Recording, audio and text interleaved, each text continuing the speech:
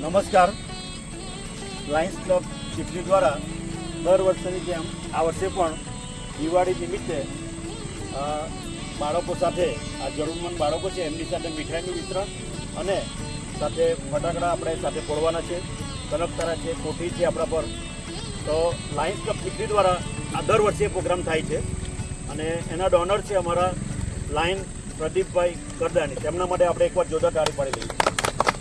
દર વર્ષે એવું આપણને ડોનેશન આપે છે અને આ બાળકો સાથે આપણે મીઠાઈ અને દિવાળી નિમિત્તે મીઠાઈ વિતરણ અને સાથે ફટાકડા આપણે બધા બાળકો સાથે દિવાળીની ઉજવણી કરીએ છીએ.